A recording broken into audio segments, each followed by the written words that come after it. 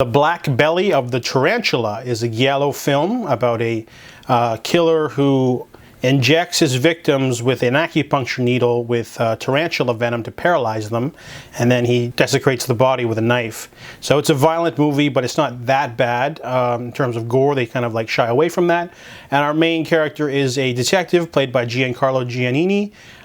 If I'm familiar, he is he's Mathis in the new James Bond movies. So this is one of his earlier films. He has got a wife, and they have a really neat little relationship, but mostly the focus is on the women. They're being killed for a specific reason, and the detective's trying to find out why. And it has to do with like a spa and like sort of like the weird criminal stuff that they do. Overall, the movie's not that thrilling. I mean, maybe the end is okay, but yeah, overall the story didn't really grab me or anything. The red herrings are okay, but overall it's a rather pedestrian sort of outing. You know, it's not too gory, it's not too thrilling. Characters are not memorable. Overall, it's just an average outing for giallo. So I give The Black Belly of the Tarantula a 5 out of 10. The Case of the Scorpion's Tail is another giallo film. Now, I didn't want to watch this one because I thought the plot was boring, and it was.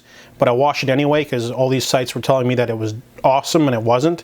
So this one is about a woman who's married to a man. They're separated. However, he goes on a plane and the plane explodes. And she's got $1 million on insurance policy. She didn't know about it, but they tell her if she goes to Athens, she can go get the money. However, her husband's new lover wants a piece of that money and keeps bothering her with her bodyguard.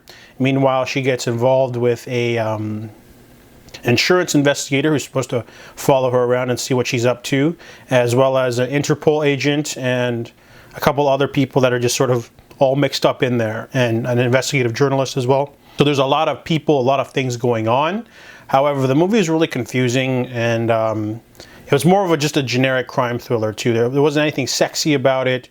It was just kind of like your average plot of people going after money. I like the theme of the greed being like the big thing that like people are going for, but ultimately the reveal and everything wasn't very amazing. It's just another average giallo film for me.